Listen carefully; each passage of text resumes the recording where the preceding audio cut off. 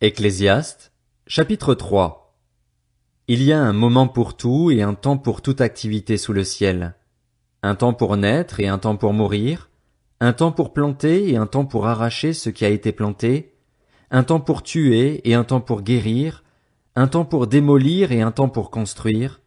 Un temps pour pleurer et un temps pour rire. Un temps pour se lamenter et un temps pour danser. Un temps pour lancer des pierres et un temps pour en ramasser. Un temps pour embrasser et un temps pour s'éloigner des embrassades, un temps pour chercher et un temps pour perdre, un temps pour garder et un temps pour jeter, un temps pour déchirer et un temps pour coudre, un temps pour se taire et un temps pour parler, un temps pour aimer et un temps pour détester, un temps pour la guerre et un temps pour la paix. Mais quel avantage celui qui agit retire-t-il de la peine qu'il se donne? J'ai vu quelle occupation Dieu réserve aux humains. Il fait toutes choses belles au moment voulu. Il a même mis dans leur cœur la pensée de l'éternité, même si l'homme ne peut pas comprendre l'œuvre que Dieu accomplit du début à la fin. J'ai reconnu que leur seul bonheur consiste à se réjouir et à bien agir pendant leur vie, et que, si un homme mange, boit et prend du plaisir dans tout son travail, c'est un cadeau de Dieu. J'ai reconnu que tout ce que Dieu fait durera toujours, sans qu'on puisse ajouter ou enlever quoi que ce soit, et que Dieu agit de cette manière afin qu'on éprouve de la crainte devant lui. Ce qui existe a déjà existé, tout comme ce qui existera, et Dieu ramène ce qui est passé. J'ai encore vu, sous le soleil, qu'à l'endroit désigné pour le jugement se trouvait la méchanceté et qu'à l'endroit désigné pour la justice régnait la méchanceté. Je me suis dit dans mon cœur, le juste et le méchant, c'est Dieu qui les jugera, car il y a un temps pour toute activité et pour tout ce qui se fait. Je me suis dit dans mon cœur, à propos des humains, que Dieu les mette à l'épreuve pour qu'ils voient par eux-mêmes qu'ils ne sont que des bêtes. En effet, le sort de l'homme et celui de la bête sont identiques. Ils meurent tous les deux. Ils ont tous un même souffle et la supériorité de l'homme sur la bête est nulle, puisque tout n'est que fumée. Tout va au même endroit. Tout a été fait à partir de la poussière et tout retourne à la poussière. Qui sait si le souffle des humains monte vers les hauteurs et si le souffle de la bête descend dans la terre? J'ai vu qu'il n'y a rien de mieux pour l'homme que de se réjouir de ce qu'il fait. Voilà quelle est sa part. En effet, qui le ramènera pour qu'il voie ce qui sera après lui? Ecclésiaste, chapitre 4. J'ai examiné ensuite toutes les oppressions qui se commettent sous le soleil. Les opprimés sont dans les larmes et personne ne les console. La force est du côté de leurs oppresseurs et personne ne les console. J'ai alors déclaré que les morts sont plus heureux d'être déjà morts que les vivants d'être encore en vie, et j'ai déclaré plus heureux encore que les uns et les autres celui qui n'a pas encore vécu, puisqu'il n'a pas vu le mal qui se commet sous le soleil. J'ai vu que toute la peine que l'on se donne et tout le succès que l'on recherche dans une entreprise ne sont motivés que par la jalousie de l'homme vis-à-vis de son prochain. Cela aussi, c'est de la fumée et cela revient à poursuivre le vent. L'homme stupide croise les bras et se détruit lui-même. Mieux vaut une poignée pleine de repos que 2 poignées pleines de travail et d'une activité qui revient à poursuivre le vent. J'ai examiné une autre réalité qui n'est que fumée sous le soleil. Un homme peut être seul, sans aucun proche, sans fils ni frère, et pourtant son travail n'a pas de fin et ses yeux ne sont jamais rassasiés de richesse. Pour qui donc est-ce que je travaille et me prive de bonheur? Se demande-t-il. Cela aussi, c'est de la fumée et une mauvaise occupation. Il vaut mieux être 2 que tout seul, parce qu'à 2 on retire un bon profit du travail. En effet, en cas de chute, l'un relève son compagnon, mais malheur à celui qui est seul et qui tombe sans avoir de proche pour le relever. De même, si 2 personnes dorment ensemble, elles auront chaud, mais celui qui est seul, comment aura-t-il chaud? Si quelqu'un peut l'emporter contre un seul homme, à 2 on peut lui résister. La corde à 3 fils ne se coupe pas facilement. Mieux vaut être un enfant pauvre et sage qu'un roi vieux et stupide qui ne sait plus se laisser avertir. Oui, il peut même sortir de prison pour régner ou être né pauvre dans son royaume.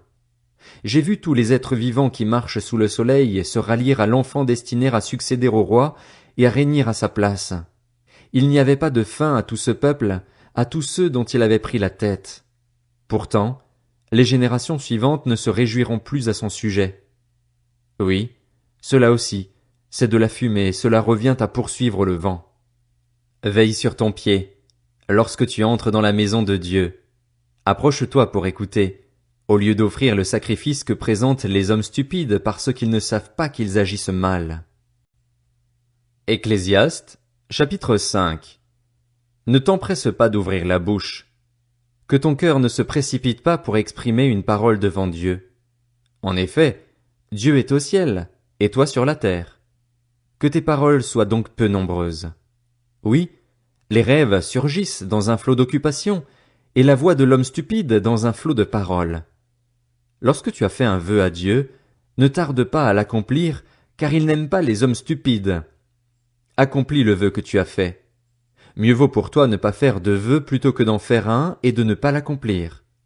Ne permets pas à ta bouche de te faire pécher et ne dis pas devant le messager de Dieu que c'est un péché involontaire. Pourquoi Dieu devrait-il s'irriter à cause de tes paroles et détruire le travail de tes mains? Oui, s'il y a des absurdités dans un flot de rêves, il y en a aussi dans un flot de paroles. C'est pourquoi, crains Dieu. Si tu vois dans une province le pauvre opprimé, le droit et la justice violés, ne t'en étonne pas, car un homme de rang élevé est placé sous la surveillance d'un autre de rang plus élevé, et au-dessus d'eux il y en a de rang plus élevé encore. Ce qui représente un avantage pour le pays à tout point de vue, c'est un roi qui favorise la culture de la terre. Celui qui aime l'argent n'en sera jamais rassasié, et celui qui aime les richesses n'en profitera pas. Cela aussi, c'est de la fumée. Quand les biens sont nombreux, ceux qui les mangent le sont aussi. Et quel avantage en tire leur possesseur? Il ne peut que les voir de ses propres yeux. Le sommeil du travailleur est doux, qu'il ait peu ou beaucoup à manger, tandis que la satiété dont jouit le riche ne le laisse pas dormir. Il y a un mal douloureux que j'ai vu sous le soleil, des richesses conservées, pour son malheur, par celui qui les possède. Si ces richesses disparaissent à cause d'une mauvaise affaire, il ne reste rien entre les mains de son fils. Il est sorti nu du ventre de sa mère, et il repart aussi nu qu'il était venu, sans rien pouvoir emporter de son travail avec lui. Cela aussi, c'est un mal douloureux. Il s'en va comme il était venu, et quel avantage a-t-il d'avoir travaillé pour du vent? De plus, toute sa vie il mange dans l'obscurité, et il n'est pas épargné par le chagrin, la maladie et l'irritation. Voici ce que j'ai vu. Il est bon et beau pour l'homme de manger et de boire et de prendre du plaisir dans le travail qu'il accomplit sous le soleil, pendant la durée de vie que Dieu lui accorde, car c'est sa part. Et même, si un homme a reçu de Dieu des richesses et des biens, s'il lui a donné le pouvoir d'en manger, d'en prendre sa part et de se réjouir au milieu de son travail, c'est un cadeau de Dieu. En effet, il ne se souviendra pas beaucoup de la durée de sa vie, parce que Dieu l'occupe en déversant la joie dans son cœur. Ecclésiaste, chapitre 6. Il y a un mal que j'ai vu sous le soleil et qui est fréquent parmi les hommes. Dieu a pu donner des richesses, des biens et de la gloire à un homme, et rien de ce qu'il désire ne lui manque, mais Dieu ne lui laisse pas le pouvoir d'en jouir. Oui, c'est un étranger qui en jouira. C'est de la fumée et c'est un mal douloureux. Même si un homme avait 100 fils et vivait un grand nombre d'années, même s'il prolongeait son existence, si son âme ne s'est pas rassasiée de bonheur et si, de plus, il n'a pas de sépulture, j'affirme qu'un enfant mort-né est plus heureux que lui. En effet, il est venu comme une vapeur et repart dans l'obscurité, et son nom restera sous un voile d'obscurité. Il n'a pas vu, pas connu le soleil, et il a plus de repos que cet homme. À quoi bon vivre 2 fois 1000 ans sans jouir du bonheur? Tous ne vont-ils pas au même endroit? Tout le travail de l'homme est pour sa bouche, et pourtant ses désirs ne sont jamais satisfaits. En effet, quel avantage le sage a-t-il sur l'homme stupide? À quoi sert-il à un pauvre de savoir se conduire dans la vie? Ce que les yeux voient est préférable à ce que recherche l'âme. Cela aussi, c'est de la fumée et cela revient à poursuivre le vent. Ce qui existe a déjà été appelé par son nom, et l'on sait ce qu'est l'homme. Il est incapable de contester avec celui qui est plus fort que lui. S'il y a beaucoup de paroles, il y a beaucoup d'absurdités. Quel avantage l'homme en retire-t-il? Qui sait, en effet, ce qui est bon pour l'homme dans la vie, tout au long de sa vie sans consistance qu'il traverse comme une ombre? Et qui peut annoncer à l'homme ce qui existera après lui sous le soleil?